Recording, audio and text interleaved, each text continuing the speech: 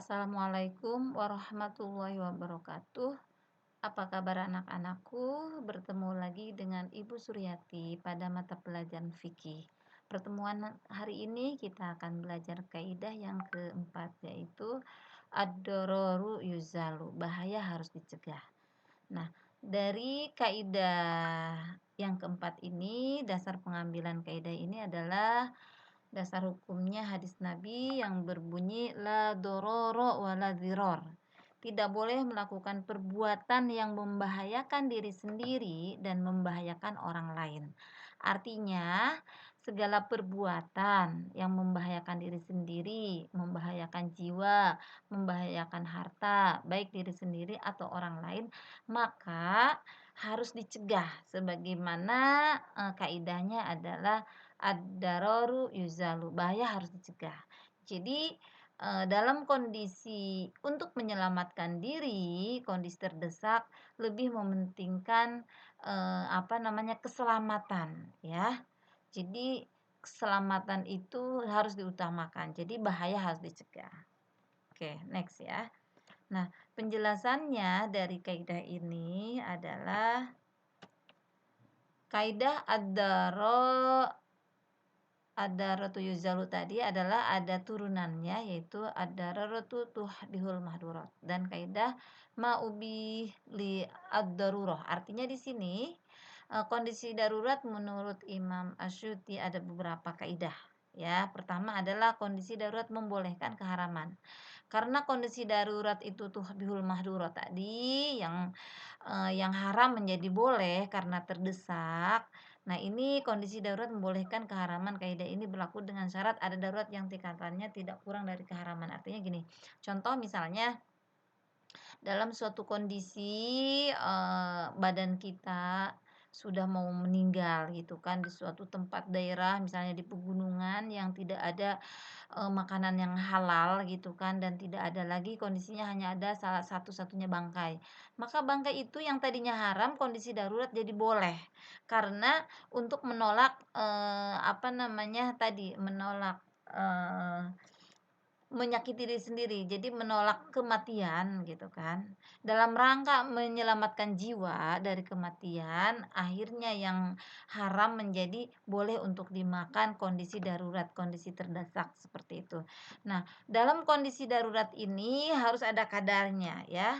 Di sini perkara yang dibolehkan karena darurat dibatasi kadarnya. Contoh misalnya tadi kondisi darurat tadi karena tidak ada makanan yang halal lagi gitu kan, hanya ada bangkai satu-satunya, bukan dalam arti sekenyang-kenyangnya makan bangkai, tidak, tetapi seperlunya sampai badan kita merasa kuat, merasa ada nyawanya lagi, maksudnya merasa kita bisa berdiri gitu kan.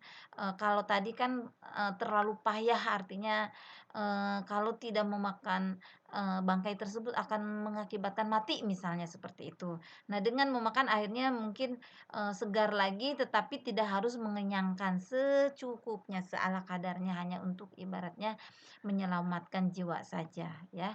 Lalu level kondisi pada pembahasan kaidah ini ada 5. Yang pertama darurat, kondisi darurat yang bila melakukan keharaman akan menyebabkan kematian atau mendekati kematian. Ya, contohnya tadi ya yang Ibu udah contohin, karena mau mati akhirnya boleh memakan bangkai seperti itu karena lebih menyelamatkan diri sendiri.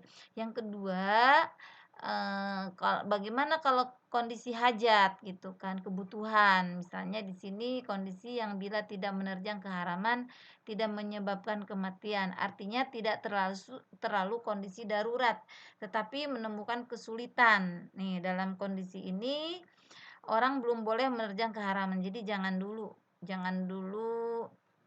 eee, maksudnya nggak mesti harus tadi kondisi darurat banget yang contoh yang pertama. Ini di sini contohnya misalnya, namun ia diperbolehkan tidak berpuasa pada bulan Ramadan. Oh iya, jadi ini kondisinya badan kita lemah, sakit, bla bla bla, sementara puasa di bulan Ramadan Ramadan itu wajib, maka kita boleh tidak berpuasa karena ini udah jelas dalam Al-Qur'annya juga ada ya, boleh tidak berpuasa, jadikan rukhsah bagi orang yang sedang sakit, beperjalanan, seperti itu. Oke. Lanjut, kondisi manfaat. Di sini manfaat kondisi yang diinginkan seseorang berawal dari keinginan hati untuk menikmati. Misalnya seseorang ingin menikmati bubur, makanan yang berlemak atau ikan laut. Nah ini, idenya bukan kondisi darurat, mau dilakukan mau tidak silahkan ya. Terus zina, zina itu bukan zina, tetapi perhiasan di sini. Kondisi yang tujuannya hanya sebatas pelengkap saja. Artinya ini, tidak tidak kondisi darurat, mau dipakai mau enggak. Contoh kita lagi mau masak sayur bayam misalnya, cukup dengan bayam saja air cukup, tetapi, untuk supaya enak kan kita kasih garam, gula, royco. Nah itu tidak wajib, artinya boleh dipakai boleh enggak. Yang penting kan, fungsi dari sayur bayam itu terasa di tubuh kita gitu, menguatkan di tubuh kita.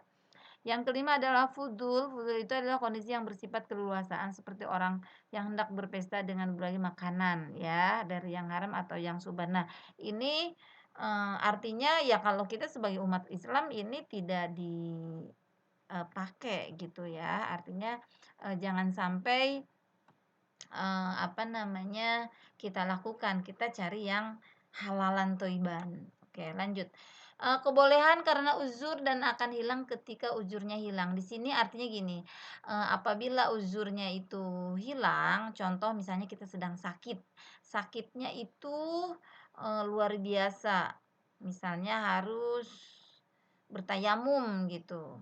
Nah ternyata, kata dokter itu dengan air juga tidak akan membuat dia tambah sakit gitu. Jadi, uzurnya itu tidak berlaku, tayamumnya itu tidak berlaku gitu, akan hilang karena memang, sakitnya yang menurut orang tersebut berat, tapi menurut dokter tidak gitu, karena setelah diperiksa. Atau contoh juga misalnya kondisi nggak ada, mau sholat nggak ada air, lalu dia harus tayamum, terus lalu ada air datang, maka ujurnya itu hilang karena batal tayamumnya karena sudah ada air, itu contoh ya. Yang keempat atau D, tidak boleh menghilangkan bahaya atau kerugian orang yang, dengan tindakan mengakibatkan membahayakan atau merugikan orang lain ya. Jadi artinya intinya di sini nggak boleh kita egois. Kita bisa selamat dari bahaya tetapi orang lain dirugikan. Contoh misalnya, sama-sama kita kelaparan. Si A itu masih punya roti sedikit sepotong gitu kan, sedangkan si B tidak, tetapi si B malah ngambil roti si A. Nah, akhirnya si A mohon maaf nih jadi meninggal, mati gitu kan, si B tidak. Nah, itu si B itu nggak boleh melakukan mengambil, roti si A itu karena memang sama-sama sedang kelaparan, sama-sama sedang, apa ya, mempertahankan nyawa gitu. Nah, ini tidak boleh, dilakukan walaupun ingin sama-sama selamat dari bahaya, tetapi jangan merugikan orang lain.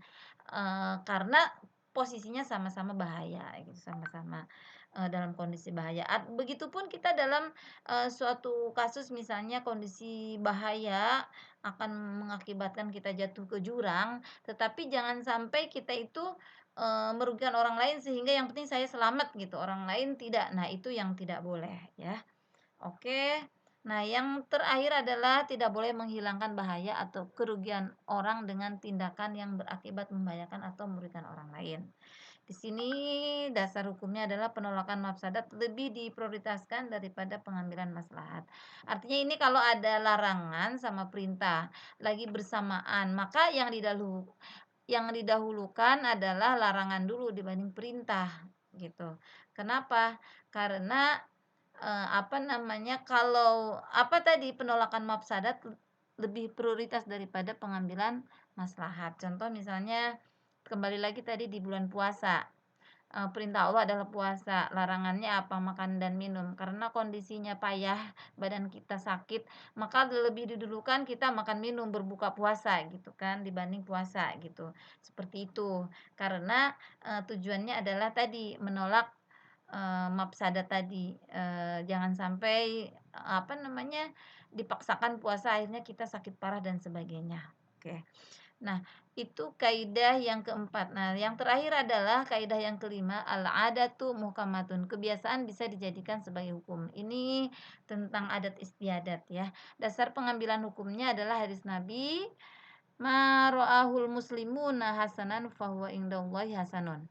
Apa yang dilihat atau dianggap baik oleh seorang muslim, maka menurut Allah Subhanahu wa taala adalah baik. Nah ini, jadi adat kebiasaan bisa dijadikan hukum selama, adat kebiasaan itu tidak ada larangannya dalam Al-Qur'an atau hadis, tidak merugikan orang lain dan tidak ada madorotnya. Jadi sah-sah aja adat kebiasaan dijadikan, hukum. Misalnya contohnya apa ya, contohnya kan, kita itu sering, apa, dalam pernikahan misalnya. Dalam pernikahan itu suka ada istilah seserahan ya, dari pihak laki-laki kepada perempuan. Nah, itu seserahan itu kan, suatu kebiasaan ya, kebiasaan yang dilakukan, kita khususnya umat muslim lah. Jadi seolah-olah kalau ada pengantin laki-laki tidak memberikan seserahan, serasa kayak ada yang kurang gitu kan. Karena itu suatu adat kebiasaan yang semua orang kalau mau nikah dilakukan, seperti itu. Ya itu tidak ada larangannya, ya nggak ada masalah, silahkan aja dan banyak adat istiadat misalnya, ulang tahun Jakarta, tiap tahun Jakarta itu suka mengadakan ulang tahun, ya selama tidak larangannya dan ulang tahun itu tidak dijadikan maksiat, ya boleh-boleh saja. Baiklah anak-anak, oh iya ini masih ada sedikit lagi, standar legalitas adat ada 3. Jadi adat itu bisa ada yang cukup sekali tidak bisa dijadikan adat, harus terulang artinya dikatakan adat istiadat itu biasa terulang-ulang, terus berulang kali sampai muncul dugaan kuat adat tersebut tidak berubah. Artinya karena sudah terus-menerus suatu daerah misalnya atau suatu tempat atau suatu negara adat istiadat tersebut suka dilakukan, maka dijadikan, ya adat istiadat selama tadi ingat adat istiadat itu tidak ada larangan dalam Al-Qur'an dan tidak menimbulkan madorot gitu kan. Selama adat itu menimbulkan manfaat, boleh-boleh saja ya. Baiklah anak-anak dari kaidah fikih yang kelima, qawaidul khamsah, alhamdulillah telah selesai. Semoga apa yang Ibu sampaikan bisa dipahami. Assalamualaikum warahmatullahi wabarakatuh.